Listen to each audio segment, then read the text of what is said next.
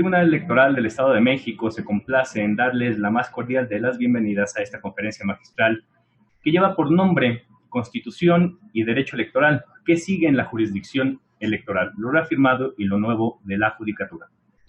En esta ocasión, con una voz experta, nos acompaña el doctor en Derecho Alejandro David Abante Juárez, magistrado integrante de la Sala Regional Toluca del Tribunal Electoral del Poder Judicial de la Federación. En ese tenor, agradecemos y saludamos la presencia de las y los magistrados que integran el pleno de este órgano jurisdiccional. Magistrada Presidenta Leticia Victoria Tavira. Magistrado Raúl Flores Bernal. Magistrada Marta Patricia Tobar Pescador. Y magistrado Víctor Oscar Pasquel Fuentes. Sean ustedes bienvenidos. Igualmente, agradecemos la puntual asistencia y participación de las personas servidores públicas que integramos el Tribunal Electoral del Estado de México. Por su parte, solicitamos a quienes nos acompañan en esta capacitación tener en todo momento sus cámaras encendidas y mantener sus micrófonos en modo silencio. Asimismo, hacemos del conocimiento de todos los asistentes que la coordinación de capacitación, investigación y documentación de este órgano jurisdiccional es el área facultada para llevar a cabo el tratamiento de los datos personales requeridos para el registro de asistentes a los eventos de capacitación, por lo cual, con el objeto de que conozcan la manera en que protegemos y tratamos sus datos, así como los derechos con que cuentan en torno a esta materia, ponemos a su disposición a través del chat de esta plataforma el aviso de privacidad, el cual también podrá ser consultado en su página oficial del Tribunal Electoral del Estado de México en forma integral. A continuación, y sin mayor dilación, cedemos el uso de la voz a la magistrada presidenta, quien será nuestra moderadora el día de hoy. Adelante, estimada magistrada. Gracias, maestro Cristian. Muy buenos días. Saludo con mucho agrado a mis pares, magistrada Marta Patricia Tobar Pescador, a los magistrados Raúl Flores Bernal y Víctor Oscar Pasquel Fuentes, con quienes tengo el honor de integrar el pleno de este tribunal. De igual forma, saludo a todas las personas servidoras públicas que laboran en esta institución, así como al público que nos sigue a través de la transmisión en las redes sociales. Sean ustedes bienvenidos a esta tercera conferencia magistral en el marco de las tareas de capacitación y fomento de la cultura democrática de nuestro tribunal.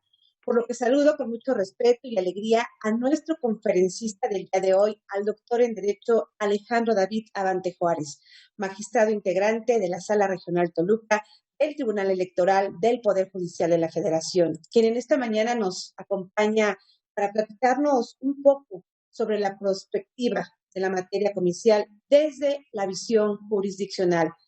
Esta conferencia magistral con la que nos engalana el magistrado Abante y que ha intitulado Constitución y Derecho Electoral, que sigue en la jurisdicción comicial, lo reafirmado y lo nuevo de la Judicatura Electoral, lleva por peculiaridad ser el broche con que cierra la participación la Sala Regional Toluca dentro de nuestro programa de capacitación, por lo que la intervención de nuestro ponente nos permitirá allegarnos de criterios novedosos tras los procesos electorales acontecidos el año pasado. Es evidente que a partir de la dinámica propia de la materia político-electoral y las contiendas electorales surgen nuevas inquietudes tanto de la ciudadanía como de los distintos actores políticos que son sometidas a la potestad de los órganos jurisdiccionales. Justamente el deber democrático recaído en la jurisdicción lleva impregnada una función de constitucionalidad determinada, la salvaguarda el contexto de lo político como derecho. Una particular esfera en la que se encuentra lo jurídico ya desde la validación de los comicios mediante la dotación de certeza jurídica y demás principios afines, o bien desde la protección de derechos sustantivos de corte político electoral necesarios para el derecho de participación política. Mirar hacia la perspectiva electoral resulta de vital importancia para la vida institucional de nuestro Estado y nuestro país. Valorar el terreno en el que la ciudadanía avanza y avisorar las nuevas tendencias sobre las que se produce la participación política es una labor indispensable en la judicatura electoral. Pero bueno, ya sin mayor dilación, Previo a ceder el uso de la voz a nuestro conferencista del día de hoy, me permitiré presentar su semblanza curricular.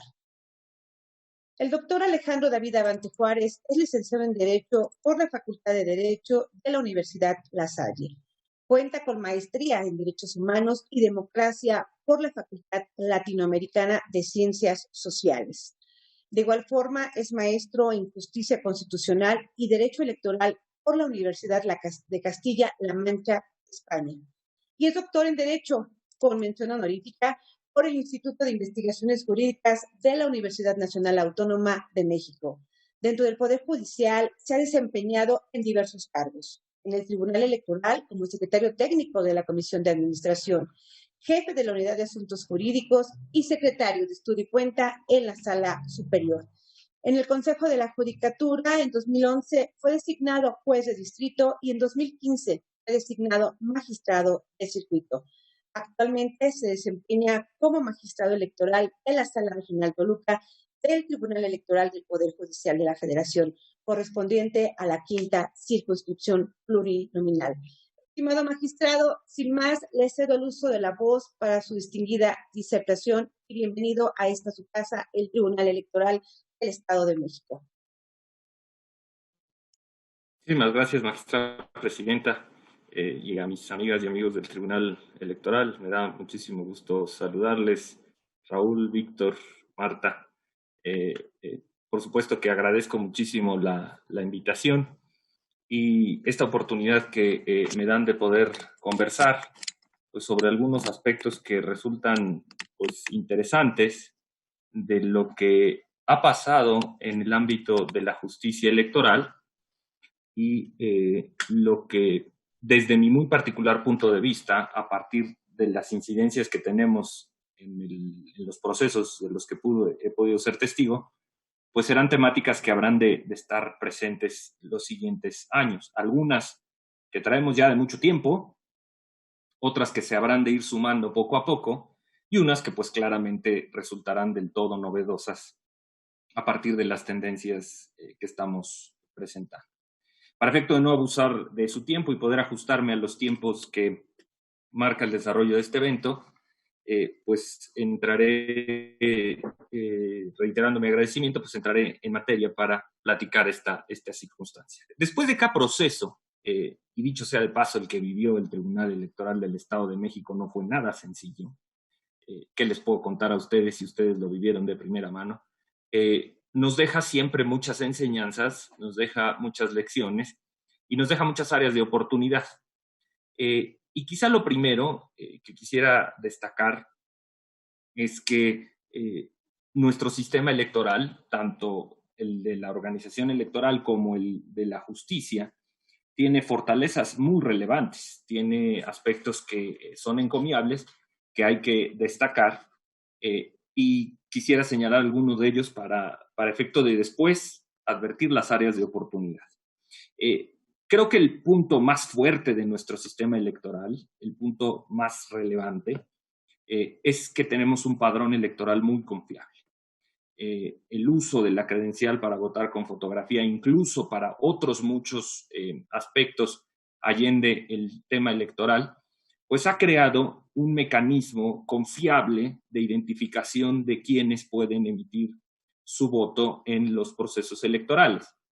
Y las controversias o diferencias respecto del padrón han sido, pues claramente, disminuidas a su mínima expresión, que no así aquellas relacionadas con la seguridad de los datos que están en el padrón, y eso tiene que ver más bien con un aspecto de la información que es colocada de manera claramente contraria a la ley o a las normas por quienes tienen acceso a este tipo de documentos, pero ciertamente esto no tiene nada que ver con la confiabilidad del padrón para lo que fue diseñado, que es el tema de que las y los electores podamos acudir a las urnas a votar.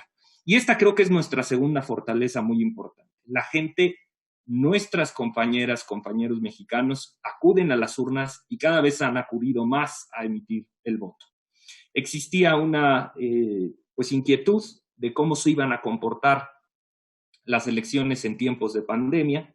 Me parece ser que fue una medida acertada, aquella que determinó que mientras estábamos en esta etapa de exploración de la pandemia, algunos procesos electorales fueran suspendidos en su jornada electiva para efecto de llevar a cabo todas las acciones tendientes a garantizar la seguridad de las y los electores y evitar que se volvieran las elecciones un factor de propagación de la pandemia.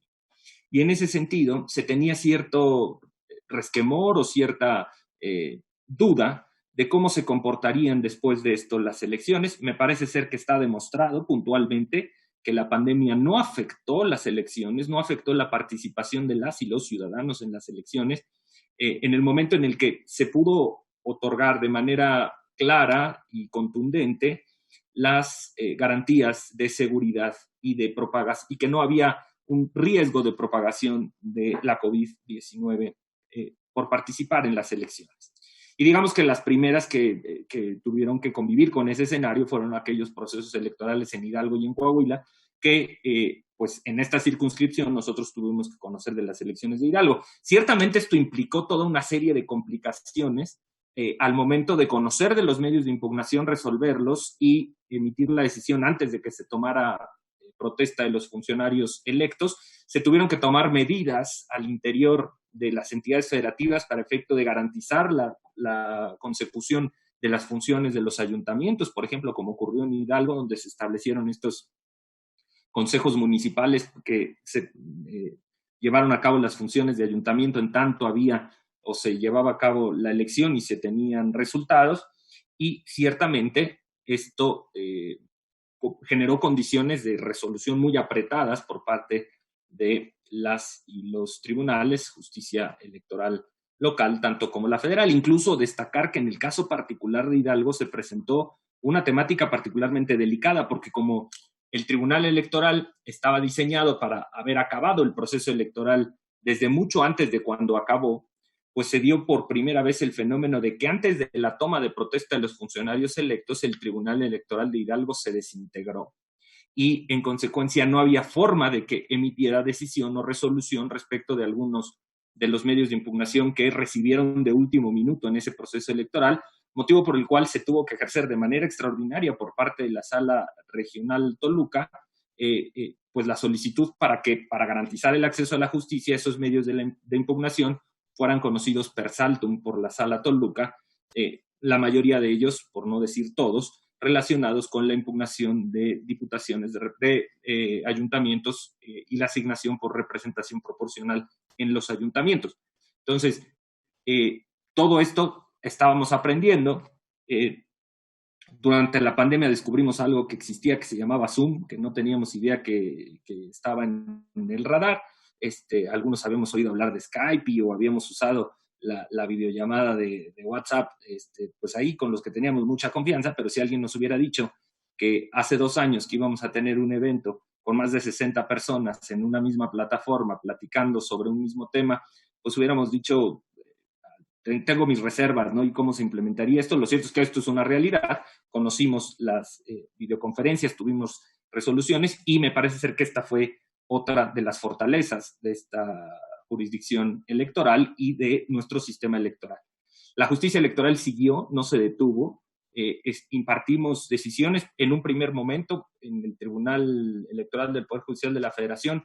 Llegamos a tener una sesión, nosotros en Toluca, mediante un mecanismo de votación por correo electrónico, por ejemplo, los magistrados tomábamos nuestro voto y enviábamos por correo electrónico, obviamente el institucional, el sentido de nuestros votos. Esto era certificado por el secretario general de acuerdos y se hacía constar en un acta que nosotros habíamos emitido la decisión por correo electrónico. Este mecanismo se analizó como poco viable al final y la Sala Superior terminó emitiendo un acuerdo en el cual se permitió ya tanto la sesión privada como pública mediante el uso de estas herramientas tecnológicas como es la videoconferencia. Ciertamente otra de las fortalezas es la confianza de la ciudadanización de las elecciones. Cada vez es más claro que las y los ciudadanos confían en sus vecinos y en sus vecinas para efecto de que reciban sus votos el día de la jornada electoral, que sean ellos quienes cuenten los votos y quienes emitan esta sábana en el exterior. Recuerdo imágenes muy, muy claras del proceso electoral donde había gente esperando los resultados de las casillas fuera de las elecciones. Y esto se ha reflejado en que cada vez son menos frecuentes las impugnaciones por causas de nulidad de votación recibida en casilla vinculadas con el desempeño de los funcionarios electorales el día de la jornada electoral.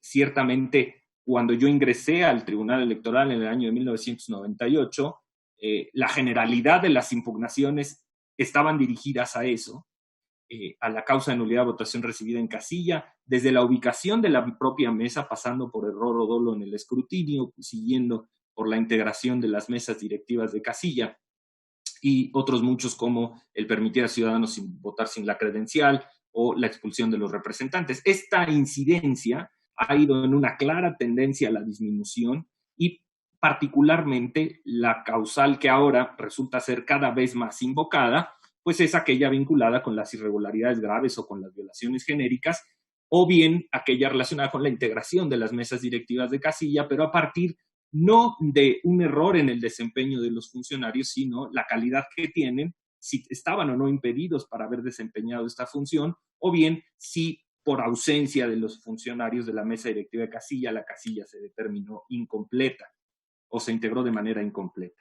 Esta circunstancia es la que ha permanecido. Las causas de nulidad por error o dolo en el cómputo de los votos claramente han sido disminuidas, sobre todo porque con la existencia de los recuentos en sede administrativa, las posibilidades de error se han disminuido muchísimo y esto fortalece que las y los ciudadanos conozcan cómo se están computando sus votos.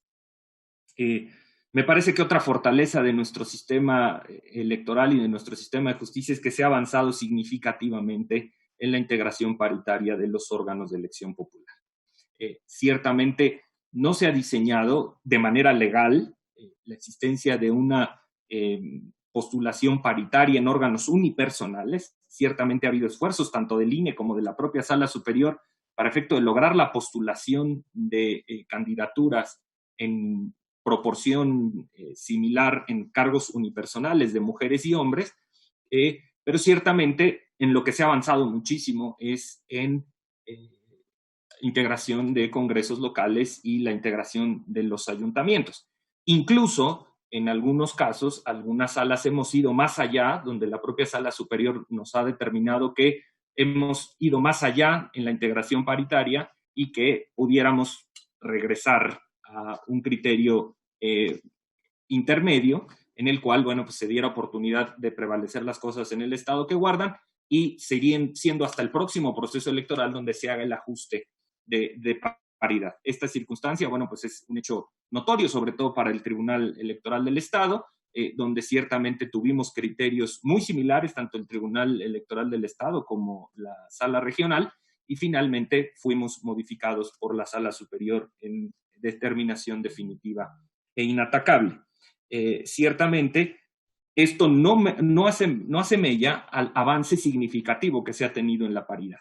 Y esto es la integración, hablar de que la integración de los ayuntamientos se ha conformado de manera paritaria en todo el país, no ha sido una tarea menor, ha sido una cuestión muy relevante y nos ha ayudado muchísimo a avanzar en lugares en el Global Gap Gender Report, que nos coloca fundamentalmente en una posición más favorable a partir de que en la política las mujeres se han empoderado cada vez más, pero ciertamente hay otros rubros en los cuales pues seguimos en débito con las mujeres.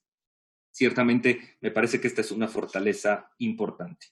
Se ha avanzado muchísimo en la institucionalización de acciones afirmativas a partir del diseño, ya sea administrativo o jurisdiccional de las mismas, pero ciertamente hay muchas áreas de oportunidad ahí pendiente porque por supuesto que como todas las figuras han generado circunstancias de tentativas de fraude para ingresar a estas acciones afirmativas sin tener las calidades.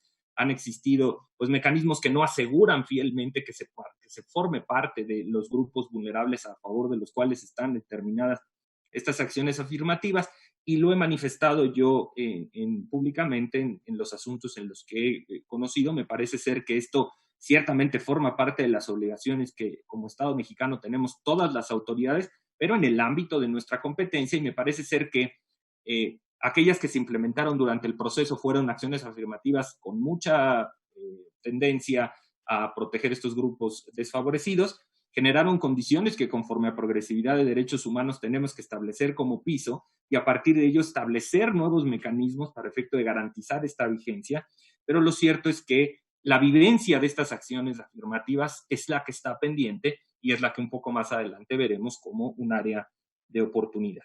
Me parece que de manera frontal y contundente se ha combatido la violencia política contra las mujeres por razón de género. Y esa circunstancia es otra fortaleza en nuestro sistema. Son ya varios los precedentes en los cuales se ha tomado conocimiento de circunstancias particulares a partir de las cuales se puede incluso llegar a la nulidad de la elección por violencia política contra las mujeres en razón de género. El caso propiamente en el Estado de México que vivimos y en el Estado de Guerrero, que son dos elecciones que fueron anuladas por violencia política por razón de género. Ciertamente, me parece que es un caso trágico, un caso dramático, pero ciertamente ha habido mucho otro andamiaje que ha ayudado a combatir la violencia política contra las mujeres, desde los propios actos de capacitación, las medidas que incluso el propio tribunal y que celebro en algunas de sus determinaciones ha adoptado para efecto de lograr y evitar revertir los efectos de la violencia política contra las mujeres. Me parece ser que podemos hablar de una fortaleza el combate a este tipo de violencia. Y por supuesto que en la pandemia tuvimos que aprender a hacer justicia de manera diferente. Y uno de los puntos en los que se avanzó, me parece significativamente, es en hacer accesible la jurisdicción electoral mediante el establecimiento de mecanismos de juicio en línea. Pero ciertamente estos mecanismos se implementaron y ha tenido, me parece ser, como lo vamos a ver en las áreas de oportunidad, ha tenido una evolución distinta en el ámbito de lo local, en el ámbito de lo federal, en el ámbito electoral ha tenido una perspectiva distinta a la que ha tenido, por ejemplo, en la justicia federal, en el amparo, por ejemplo, y ciertamente creo que es un área de oportunidad que podemos explotar. Pero ¿qué es lo que viene? Y no quiero hablar de lo que viene propiamente en las inmediatas elecciones que habremos de vivir el año que entra en el Estado de México, o las que actualmente se están viviendo en el Estado de Hidalgo, o bien las que se habrán de vivir a nivel federal en 2024. Si no hablo en una perspectiva, me parece ser hacia el futuro, que puede involucrar estas elecciones, o ciertamente las va a involucrar, pero cada vez considero que van a ser fenómenos más recurrentes.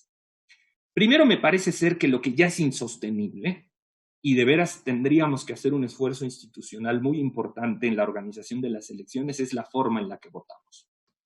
Cada vez resulta ser más gravoso todo lo que implica el votar físicamente, el votar en papeletas, todas las implicaciones materiales que tiene, no hablar, por supuesto, de los costos, incluso las implicaciones que tuvo en algunos procesos electorales, el hecho de que haya habido errores en las boletas, las circunstancias que esto provoca y que pues sigamos votando en 2022 como lo hacíamos en 1965. Esto no es razonable, no tiene más que una sola salida, y esto implica en empezar a generar la confianza en el voto electrónico o en el voto digital. No hablo de transcurrir o de transitar únicamente al paso de las urnas electrónicas, como me parece ser que se ha hecho, porque finalmente lo que hacen las urnas electrónicas ciertamente de alguna manera es evitar que el escrutinio se haga de manera manual, pero ciertamente el ingreso de los datos en las urnas electrónicas sigue siendo en buena medida mediante un respaldo físico, mediante un respaldo en papel. Yo hablo ya de la transferencia del voto a un sistema de emisión del sufragio mediante un mecanismo de firma o mediante un mecanismo como ocurre con las criptomonedas, que hablaremos un poco más adelante de ellas, en una cadena de bloques o en el blockchain, que permita que el voto se emita ya de forma digital y que ese voto sea identificado como un voto válido y que la cadena de información que lo vincula a una persona sea rota en el momento mismo en el que el voto es emitido. Ciertamente las credenciales permitirán acceder a emitir el voto, El voto se generará mediante un sistema de contabilidad exclusivo basado en blockchain, y en ese momento se romperán esas credenciales para evitar que haya una segunda oportunidad de emitir el voto. Ese voto contará, pero tampoco se podrá relacionar que ese voto fue emitida con determinadas credenciales. Esa circunstancia permitiría la secrecía del voto, la facilidad en emitir el sufragio y, por supuesto, considero yo que podría ahorrar muchísimo pues los costos o los gastos que se emiten por la emisión del voto de manera tradicional. La segunda reflexión es el modelo de comunicación política que fue reformado a finales o producto del proceso electoral de 2006. Creo que ese modelo de comunicación política, en el que los tiempos de radio y televisión son asignados o distribuidos a los partidos políticos de manera gratuita y son utilizados de esa forma por los partidos políticos a discreción, ha permitido que exista una espotización en la comunicación política que no es lo que este país necesita durante las campañas. Me parece ser que los spots de radio y televisión sean usados, por ejemplo, en el caso de una coalición, todos hemos sido testigas y testigos de que muchas veces en una estación de radio escuchamos 3 veces seguidas el mismo promocional, cambiando únicamente la referencia al partido que lo ha pautado. Esto no es razonable. No es razonable ni para quienes son destinatarios de ese mensaje, ni para quienes están operando estas circunstancias, porque ¿qué es lo que ocurre?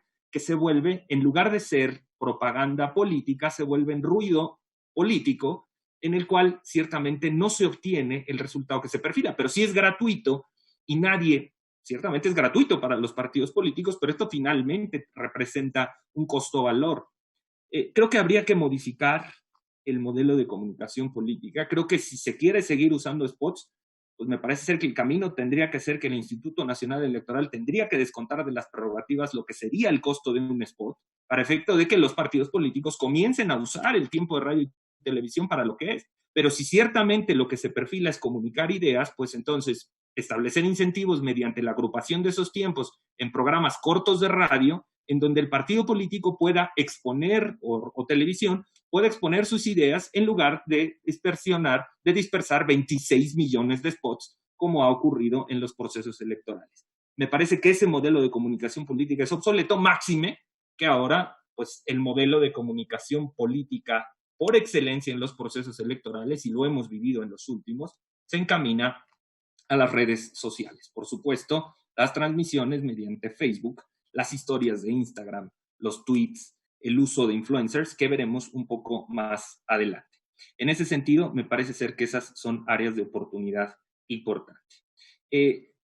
Me parece que se avanzó en la fiscalización de los gastos de los partidos políticos cuando se estableció en tiempo real, pero existe un entrampamiento cuando las quejas o los procedimientos vinculados con esas impugnaciones en tiempo real se hacen a posteriori de la celebración de la fiscalización. Y esto pues entorpece la fiscalización en tiempo real. Creo que el sistema de fiscalización tendría que cambiarse a un sistema de fiscalización en tiempo real, con quejas en tiempo real, mediante el establecimiento de protestos específicos de los ingresos de gastos que hacen los partidos políticos y los candidatos en el sistema de fiscalización. Esto es, si yo advierto que mi contendiente ha señalado que ha celebrado un evento, el cual lo reporta con un gasto en cero, yo puedo en ese acto mismo protestar ese acto de campaña y decir, este acto no pudo estar en cero, acompaño mi evidencia fotográfica para demostrar que el evento implicó algún gasto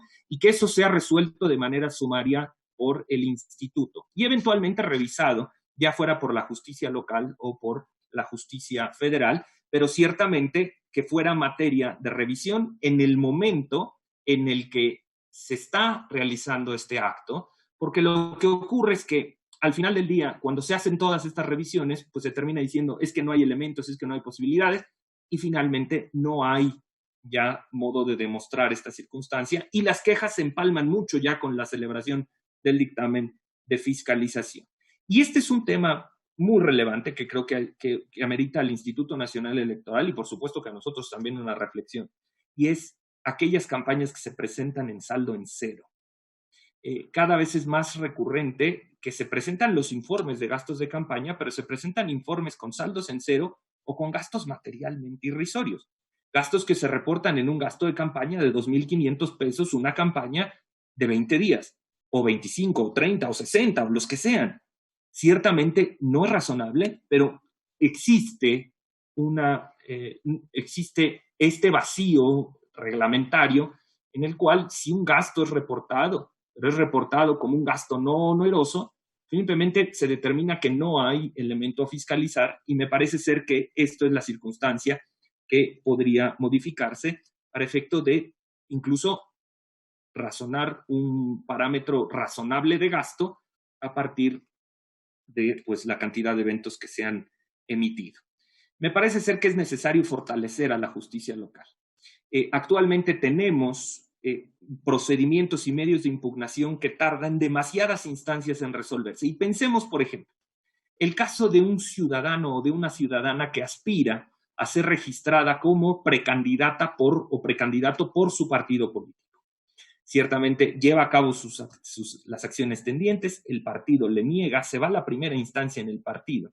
Esa primera instancia en el partido le concede o le niega razón, van a la justicia local resuelve y viene a la sala regional resolvemos y eventualmente muchos incluso también acuden al recurso de reconsideración, lo cual traduce que ese asunto en particular puede haber tenido hasta 4 o 5 instancias dependiendo del tipo de circunstancia en que se hayan planteado.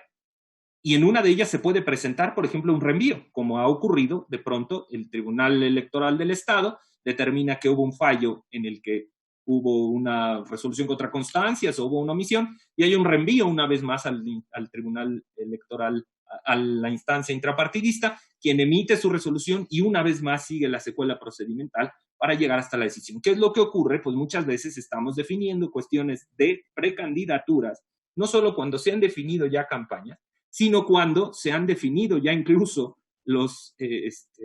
se han definido ya quiénes son los candidatos, sino cuando se han iniciado ya las campañas y no se diga ya que ha habido algunos casos cuando estamos a punto de concluir el periodo de campañas.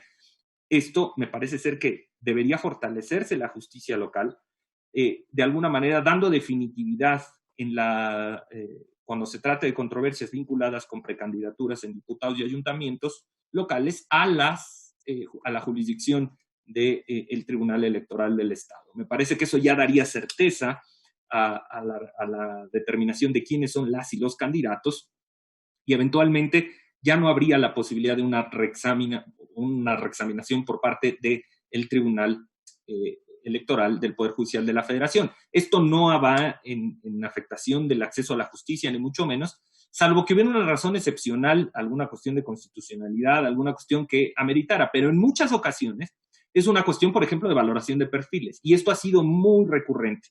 Cuando el tema es que no conozco las razones por las cuales se me excluyó de esta circunstancia, el tribunal local da las razones, las cuales son en muchas ocasiones, el instituto político da sus razones, que en muchas ocasiones son respaldadas por el Tribunal del Estado, que en muchas ocasiones son respaldadas por la sala regional, que en muchas ocasiones son desechadas por la sala superior, pero finalmente este tramo nos llevó ya 4 meses en su emisión. Entonces, me parece ser que debiera darse definitividad. Me parece ser que se debería dar certeza en las normas, en la normativa local, para el establecimiento de causas de nulidad específica por violencia política contra las mujeres en razón de género. Y esto es establecerla como una causa de nulidad específica en la ley electoral con condiciones y circunstancias particulares de aplicación, porque si bien es cierto hay algunas entidades federativas que lo han adoptado ya o lo han establecido, ciertamente hay otras muchas que no. Y en ese contexto, me parece ser que esto fortalecería la justicia local a partir de que se tendría elementos de subsunción de las nulidades específicas por violación, por la violencia política contra las mujeres. Creo que también es muy importante, y esto es un llamado quizá al legislador, no solo de las entidades federativas, sino de todo el país, de establecer la naturaleza de los cargos de las autoridades municipales auxiliares. Y esto es, ¿qué relación tienen quienes integran las autoridades municipales auxiliares con el ayuntamiento?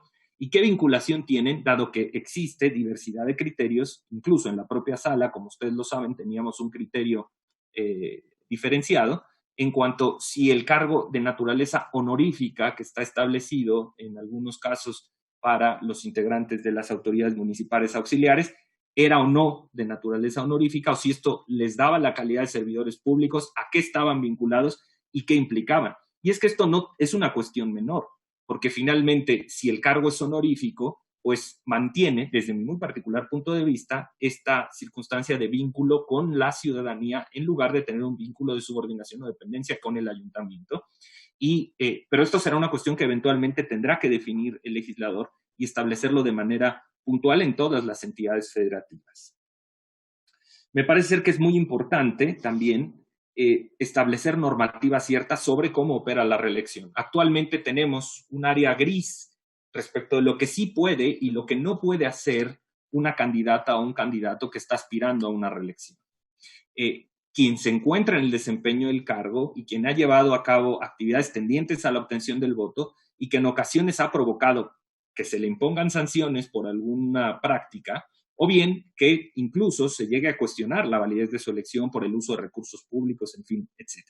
Me parece ser que esta normativa en particular de qué sí pueden y qué no pueden hacer quienes aspiren a una reelección es impostergable y súper necesaria, porque esto dará certeza en las reglas del juego y, por supuesto, evitará la interpretación de que la justicia o bien la administración de las elecciones tiene cierto sesgo.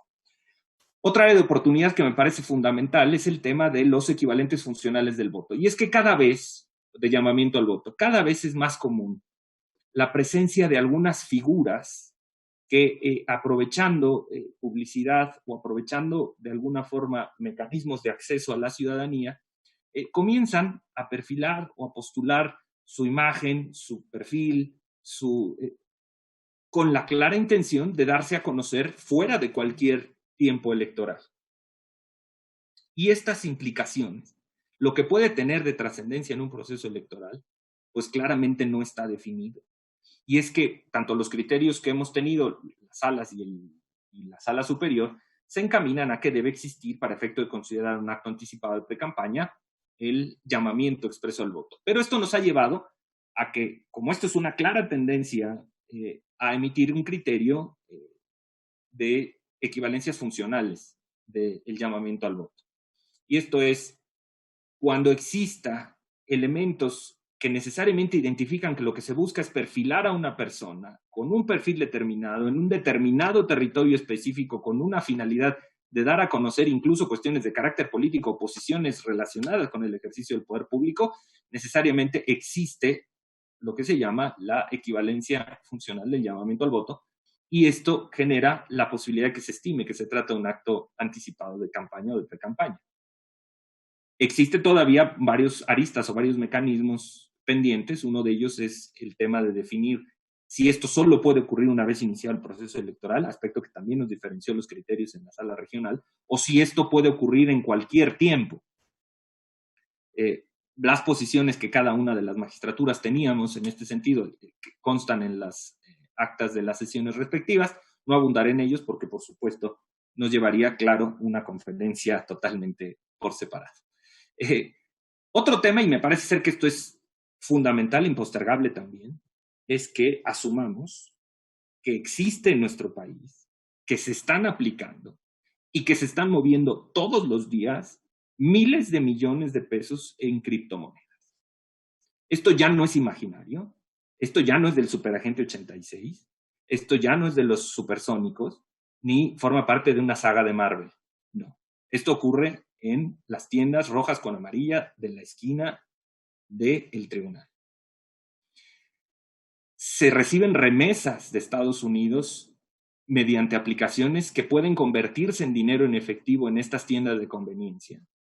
Se operan actualmente restaurantes o bares con uso exclusivo de este tipo de moneda, que expresamente la ley financiera y tecnológica no regula, no reconoce, y que incluso la propia Conducef ha establecido que están fuera del marco legal, que no están protegidas y que sin duda alguna son un mecanismo de intercambio de valores.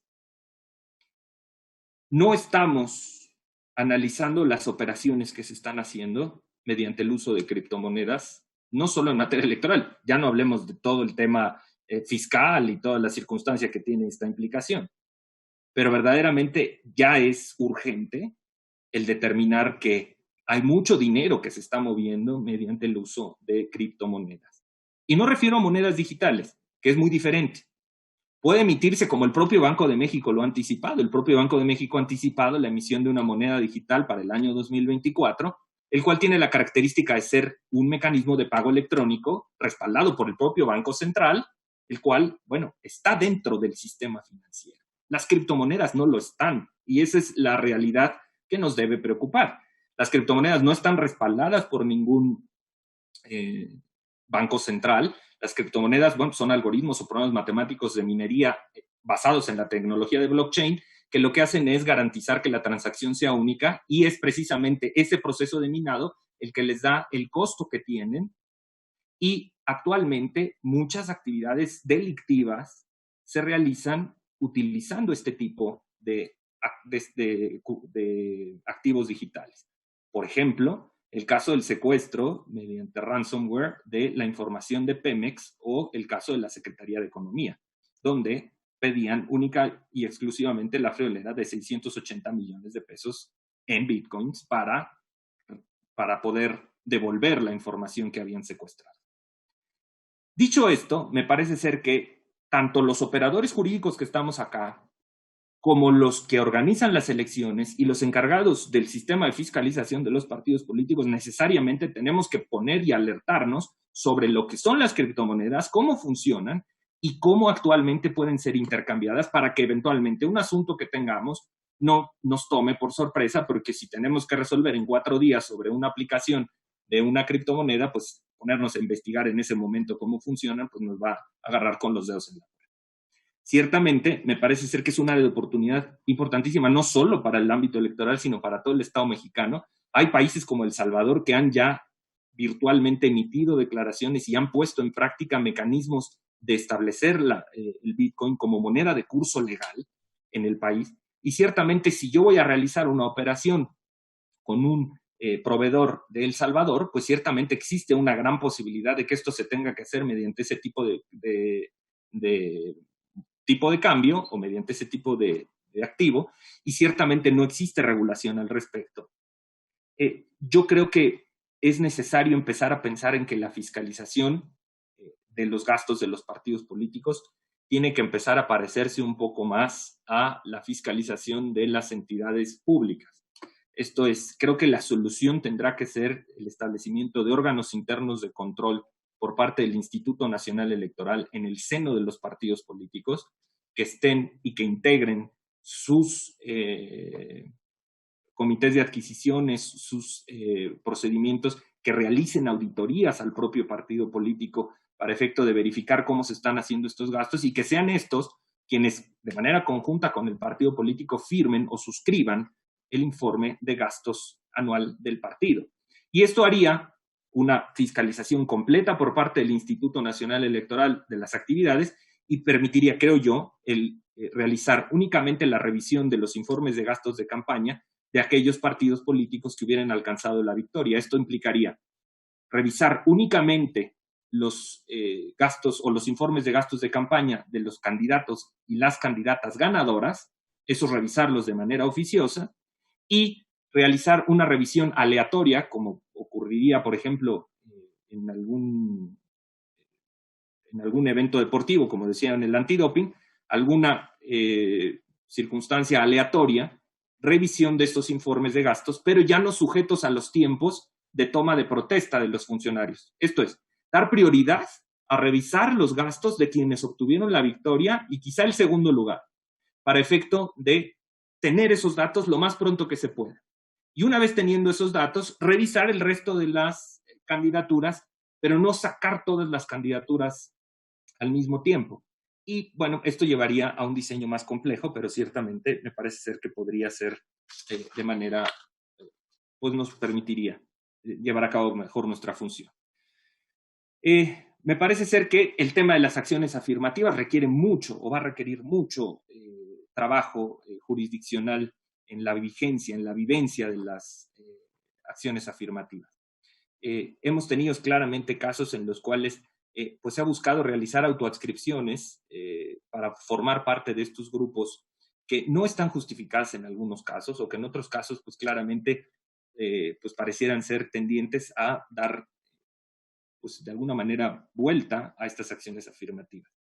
El caso particular de los migrantes, de las personas con discapacidad, los integrantes de la comunidad de la diversidad sexual, me parece ser que estas acciones afirmativas que se han establecido, pues ciertamente requerirán un nuevo perfil en su valoración.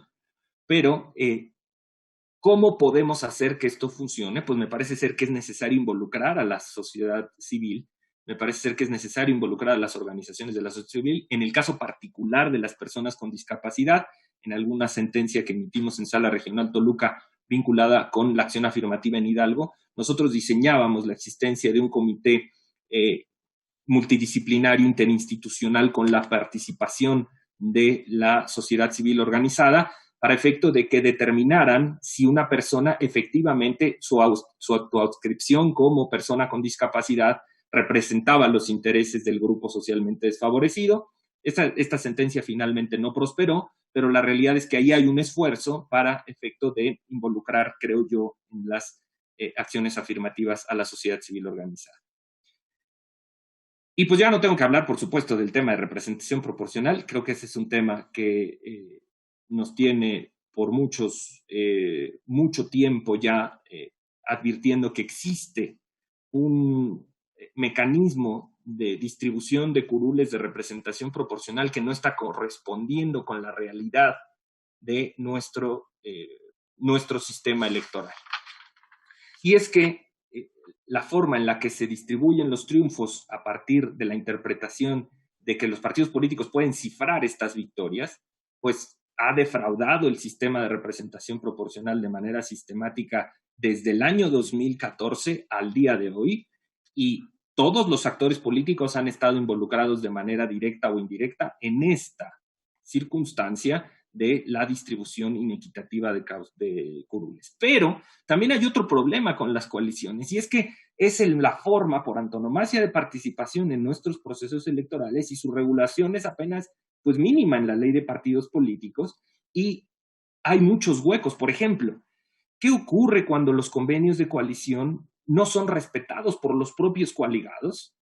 Esta circunstancia no está determinada en forma alguna si existen mecanismos de disolución de la coalición a partir, y qué ocurre con las candidaturas del partido que se sale de una coalición, cómo solucionan los conflictos entre la vida interna de los propios partidos políticos. Esto es una demanda de un partido político contra otro, como ya la hemos tenido en el caso particular de Michoacán, por no respetar las circunstancias propias de la coalición. Y hemos tenido que ser los órganos de justicia los que hemos tenido que resolver esas controversias, porque no existe un órgano de justicia partidaria en las coaliciones. Y esto creo que sería el primer paso. Debería existir un órgano de justicia en la coalición que solucionara las controversias al interior de la coalición. Y esto no está diseñado en la ley. Y las afectaciones que se hacen necesariamente a la militancia, que son, por supuesto, muchas. A partir de que se inician procedimientos de selección, se echan a andar, en muchos casos se tienen ya incluso candidatas o candidatos perfilados, y al momento de determinar la coalición, estos procedimientos quedan sin efectos. Y los militantes quedan sin ninguna aspiración o posibilidad de poder acceder. Creo que todas estas circunstancias debieran ser regladas o reglamentadas más a profundidad para efecto de evitar falta de certidumbre en el proceso electoral y pues definir mejores criterios sobre la vigencia de los convenios de coalición y la aplicación que tienen. Y finalmente, para terminar, quisiera referirme a la justicia en línea. Yo creo que no hay marcha atrás, no podemos dar marcha atrás a lo que ya se ha implementado y que afortunadamente se ha implementado, que es el acercar los tribunales a la impartición de justicia.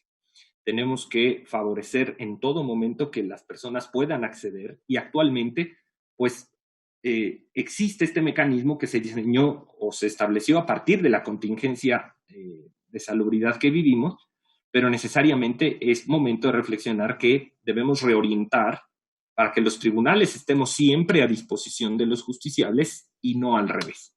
Esto es, los justiciables no pueden limitarse a los tiempos de los tribunales, somos los tribunales quienes nos tenemos que ajustar al tiempo de las y los justiciables, y por ello es que tenemos que flexibilizar todas las circunstancias vinculadas con la impartición de justicia en línea. Hay que fortalecer el mecanismo de impartición de justicia en línea para impulsar su utilización, poniendo a la vista desde el expediente electrónico realizar notificaciones en las plataformas, como ocurre, por ejemplo, con la plataforma de tribunales y juzgados, de juzgados de distrito y tribunales colegiados, y hacer factible que esto sea cada vez más utilizado por las y los ciudadanos y eventualmente, por supuesto, también por los partidos políticos. Favorecer la existencia de alegatos virtuales con las partes y, si se puede, de manera conjunta con ambas partes, mejor, para efecto de dar absoluta transparencia a la impartición de justicia y que, por supuesto, las partes conozcan los argumentos de una y otra parte que están siendo expuestos al tribunal. Actualmente, en la sala, hemos desarrollado mecanismos a partir de los cuales los alegatos, casi en su totalidad, salvo por cuestiones impostergables de agenda o cuestiones de salud, se llevan a cabo siempre con las tres magistraturas. Y esta circunstancia ha permitido que las y los actores políticos conozcan o que existe esto disponible y que las magistraturas podamos conocer los planteamientos de viva voz realizando esto mediante videoconferencia. Y finalmente, es necesario someternos al escrutinio de la ciudadanía. Y esto no se hace de otra forma más que fomentando y favoreciendo la existencia de observatorios de justicia electoral vinculados con la sociedad civil. Es necesario que la sociedad civil evalúe nuestro desempeño. No somos nosotros quienes tenemos que evaluar si lo hacemos bien o mal. Y tenemos que estar abiertos, por supuesto, a todas las críticas y a todas las revisiones que la ciudadanía puede hacer. Porque esto es un área de oportunidad importante para las y los juzgadores, porque nosotros podemos advertir que quizá en una determinación pensemos que estamos haciendo lo más adecuado para un caso concreto y en realidad sea la propia ciudadanía quien nos diga que en realidad de haber solucionado el problema creamos uno más grande.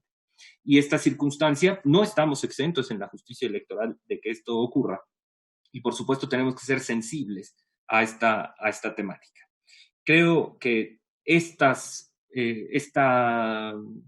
abanico de posibilidades que se abren de frente a la justicia electoral, algunas tienen que ver con, pues sí, varias posiciones del eje Ferenda, cuestiones que desearíamos que estuvieran en la ley, cuestiones que desearíamos que fueran normadas por el legislador, pero no nos excluyen de las controversias que habremos de conocer como juzgadoras y juzgadores electorales. Por eso es que hay que conocerlos, hay que iniciar, hay que avanzar más en nuestra capacitación y por eso celebro este tipo de eventos por parte del tribunal y sin duda alguna nos abre la posibilidad de impartir una mejor justicia si estamos conscientes de lo que muy probablemente vamos a enfrentar.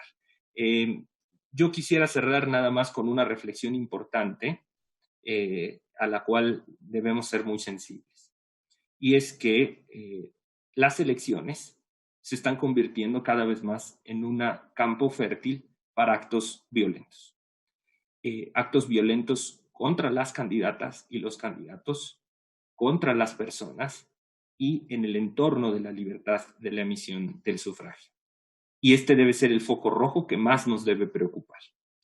Todas las autoridades electorales, empezando por aquellas que organizan las elecciones, deben comenzar desde muy temprano los procesos electorales a documentar este tipo de sucesos e incidencias para efecto de poder tener conocimiento si un proceso electoral se está emitiendo de manera libre y auténtica. Y es que ahí las autoridades electorales sí tienen un papel relevante. Creo que a diferencia de lo que ocurre con otros tipos de circunstancias vinculadas con aspectos que afecten directamente a los partidos políticos y sus estrategias de campaña, la violencia nos afecta a todas y todos los mexicanos. Y por ello es que las autoridades encargadas de organizar tienen que estar muy al pendiente de cuando esto se traduzca en posibles impedimentos para el ejercicio del voto de las y los electores.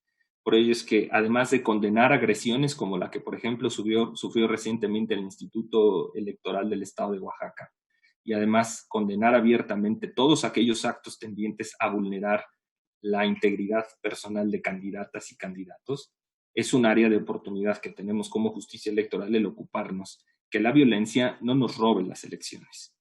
Ciertamente no podemos permitir que quienes amedrentan la democracia se queden con ella.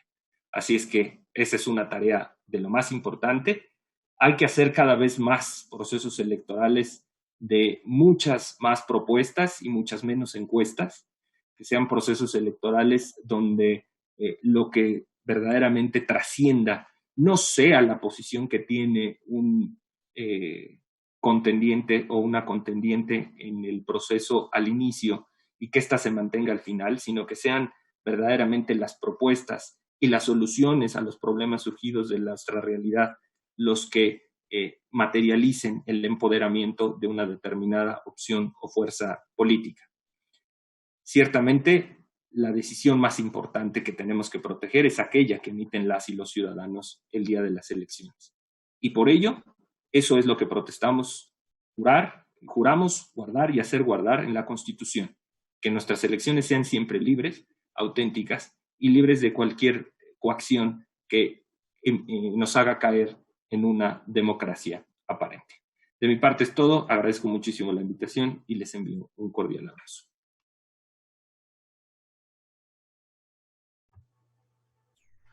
Estimado doctor Abante, muchas gracias por su tan nutrida, debo decirlo, disertación. Ha sido, sin duda alguna, un fiel reflejo de la expertise que se ha observado en temas tan relevantes desde la trinchera que ocupa la Sala Regional Toluca y específicamente la Judicatura Electoral. Si me lo permite y no tiene mayor inconveniente, podríamos aperturar un breve espacio para preguntas y respuestas que se puedan tener. Una de ellas, bueno, al menos ya dos tengo aquí. La primera de ellas es del compañero Armando Ramírez. En este ánimo de criptomonedas y partidos políticos y legislación, nos pregunta cómo es que podrían los tribunales electorales contribuir a disminuir la delincuencia o violencia en los procesos electorales. Pregunto, magistrado, si gusta que lea todas las preguntas y al final se contestan, o una por una, como usted me indique. Hoy, si acaso una por una para poder limitarme en el tiempo, porque si no voy a dejar de contestar alguna. Me parece ser que, ¿cómo podemos disminuir? Me parece ser que tomando en serio las obligaciones que nos exige, debamos aplicar el artículo 1 de la Constitución. Como autoridades todas, estamos obligados, por supuesto, a promover, proteger y garantizar el ejercicio de los derechos humanos. Y sin duda alguna, esto implica que cuando la violencia se traduzca en afectar el derecho humano o el derecho político o afecte los derechos políticos, tenemos que tomar medidas que lo solucionen. Pero sobre todo, es claro, o desde mi muy particular punto de vista, es claro lo que a veces los actos violentos procuran hacer. Y es esto finalmente amedrentar, provocar consecuencias nocivas en los procesos electorales. Y creo que evitar que las consecuencias que buscan estos actos violentos se materialicen es el mejor antídoto para evitar que se realicen este tipo de circunstancias. Aspectos como el reconstruir los resultados electorales a partir de los materiales que tenemos cuando se roban los paquetes electorales, por ejemplo, cuando hay quema. El hecho de permitir que el Instituto Nacional Electoral adopte mecanismos extraordinarios para efecto de que se coloquen casillas especiales en circunstancias muy concretas para evitar este tipo de fenómenos. El generar certeza respecto de que si hay un acto violento que pone en duda el resultado de las elecciones, pues este debe ser valorado muy puntualmente para determinar si este no tuvo la intención de dejar o privar de efectos intencionalmente el resultado de una elección. Todas estas circunstancias creo que me parecen ser importantes y creo que lo que más podemos hacer es pues, ser muy, muy puntuales en la revisión de nuestros asuntos para evitar que esto pueda provocar una consecuencia nociva. Gracias, doctor. De igual forma, el compañero Claudio, desde el chat de esta plataforma, pregunta, mediante la siguiente descripción: en el marco de 25 años de justicia electoral, por la propia dinámica de la materia, es una realidad que el modelo suele reconfigurarse a partir de las constantes reformas. En su opinión, ante la proximidad de una más, abona a consolidar el sistema político, o por el contrario puede representar una regresión. En todo caso, la misma debería direccionarse a atender los pendientes como los expuestos y no a partir de una visión coyuntural. Un comentario que no sé si la merite respuesta. Sí, a ver, en muchos foros he expuesto yo que a veces hemos tenido pues hemos padecido el fenómeno de una reformitis crónica. Pero el problema es que, como si fuéramos, hagamos un símil, como si se hubiera tenido un accidente en una vía pública y llegan los paramédicos y en ese momento pretenden operar ahí en la calle, ¿no? A uno de los accidentados y, a ver, pásame el bisturí porque vamos aquí. Ciertamente el resultado o el perfil que se va a generar de esa intervención será claramente pues con pocas posibilidades de éxito porque ciertamente no se tienen las condiciones o no se dan los extremos para efecto de solventar adecuadamente el problema. ¿Qué es lo que hay que hacer? Bueno, advertir el accidente, realizar el traslado de la persona. Por supuesto que hay un riesgo ahí de que sufra algún daño, en fin, por supuesto ese riesgo hay que correrlo, pero se corre más riesgo operándolo en ese momento.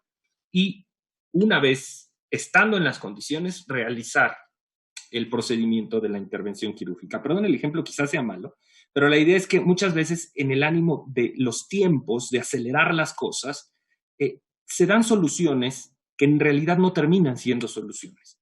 O se perfilan soluciones que no. Cada vez son más crecientes las voces.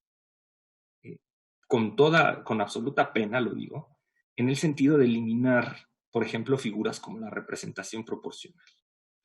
Y nada más equivocado en un sistema democrático. No hay nada más equivocado que eliminar las voces de las minorías. Eso es materialmente un camino regresivo, con independencia de que cualquier reforma que transitara en ese tema, estoy seguro, y lo afirmaría ahorita, es más, les apostaría a todos una torta de la vaquita, que nos generaría responsabilidad al Estado mexicano ante la Corte Interamericana en un fenómeno regresivo de protección a los derechos humanos, el eliminar la representación proporcional, por supuesto, porque materialmente dejaríamos sin efectos todo un andamiaje jurídico que protege la voz de las minorías. Y ciertamente la democracia se sustenta en muchas veces en una vocación contramayoritaria. La democracia tiene una vocación contramayoritaria. Ciertamente la decisión que puede adoptar la mayoría puede tomar decisiones, pero esto no implica desproteger a las minorías o dejar de tomarlas en cuenta. Y creo que por eso esas voces, por ejemplo, que de pronto se encaminan hacia dejar sin efectos la representación proporcional o dejar sin dinero a los partidos políticos, me parece que son normas claramente regresivas. Y por eso hay que repensar. Tenemos, y en el crisol que acabamos de ver, tenemos por lo menos 10 problemas que no son de ayer.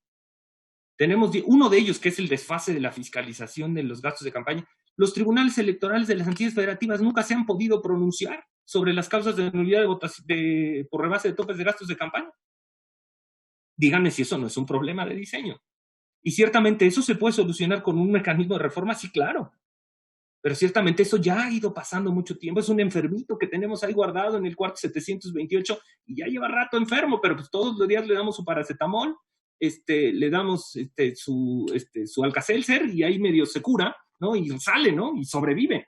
Pero nadie nos asegura que un día se nos vaya a morir. ¿Por qué? Porque ese es un problema que tenemos ahí. Tenemos el problema de la representación proporcional. La representación proporcional lleva 8 años generando estos conflictos.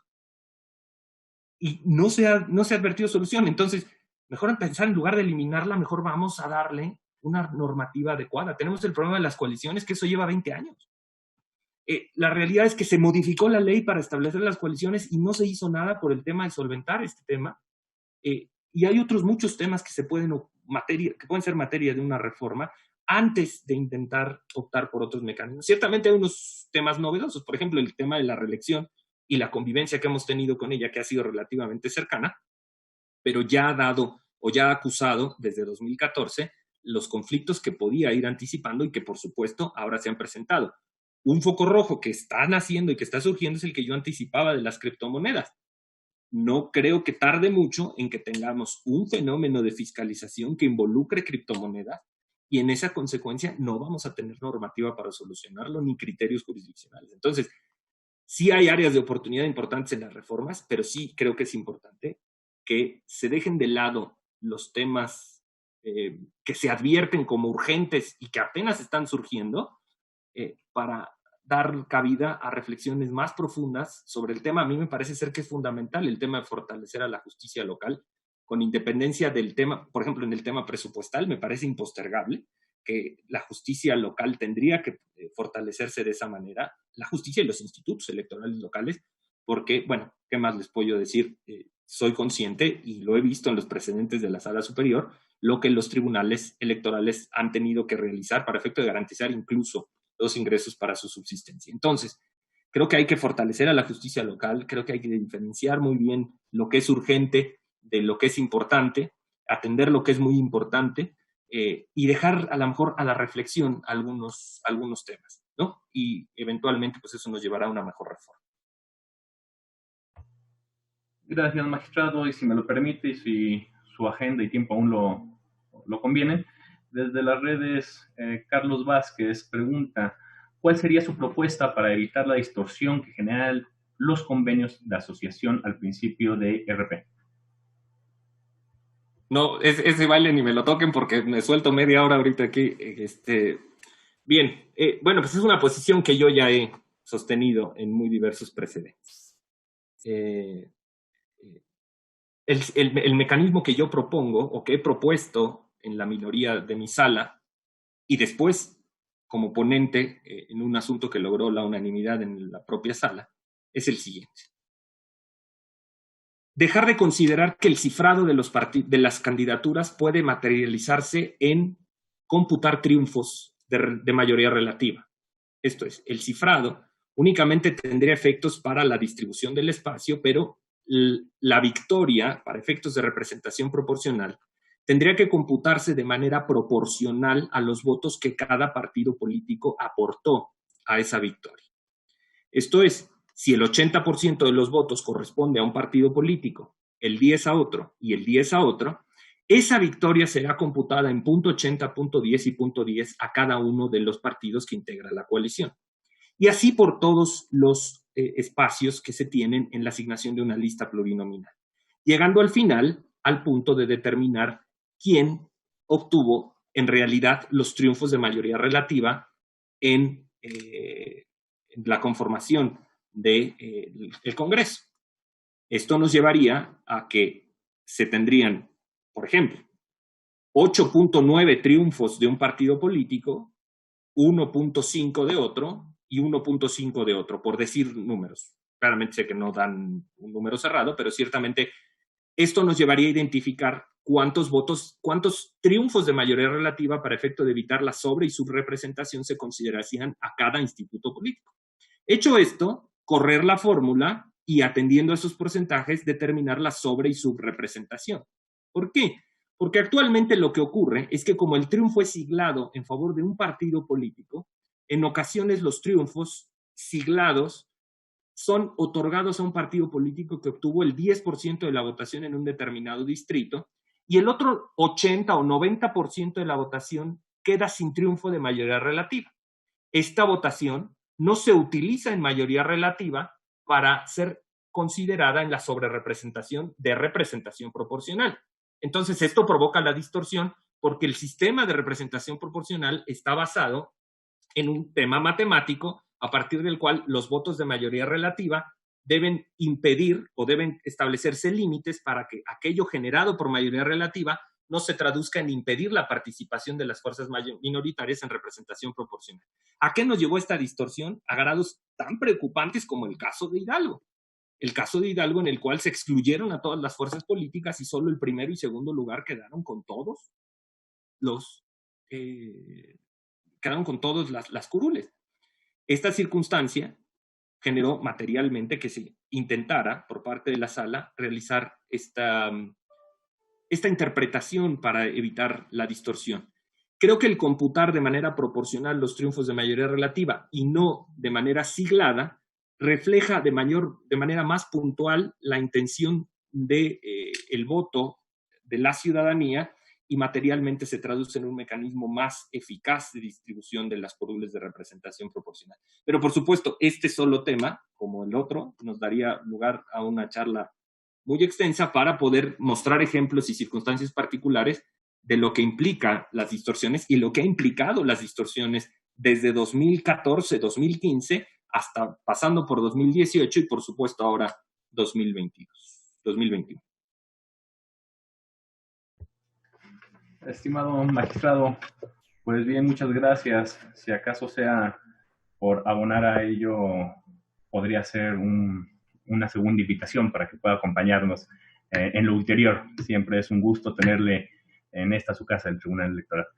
Pues bien, sin mayor dilación, debemos de agradecer la participación de las personas servidoras públicas de este tribunal y de igual forma, a nombre del Pleno del Tribunal Electoral del Estado de México, expresamos nuestro reconocimiento y gratitud al magistrado Alejandro David Abante Juárez por su brillante exposición. Como corolario, hacemos entrega virtual, que a la postre habrá de enviarse en forma física, de un reconocimiento que a la letra dice reconocimiento al doctor en Derecho Alejandro David Abante Juárez por su brillante participación como ponente en la teleconferencia magistral Constitución y Derecho Electoral que sigue en la jurisdicción electoral lo reafirmado y lo nuevo de la Judicatura Electoral. Firman los integrantes del Pleno de este órgano jurisdiccional. Magistradas, magistrados, estimado magistrado Abante, pues sin más, reiterar nuestro agradecimiento, al igual que a todas y todos los personal de este tribunal que nos acompañan, así como a las personas que nos acompañan por las diversas redes sociales de este tribunal, y que tengan una excelente tarde. Hasta pronto. Muchísimas gracias, magistrado Abante. Siempre es un placer. Ya lo dijo el maestro Cristian, vamos a generar un espacio para que nos deleite con ese tema de RP. Muchísimas gracias. Muy buenas tardes. Muchas gracias a todos y todos. Muchas gracias, magistrado. Muchas gracias. Muchas gracias, presidenta, magistrada, magistrados. A todos, feliz día de la juzgadora, Día Internacional de la Juzgadora y sus auxiliares. Cuídense mucho.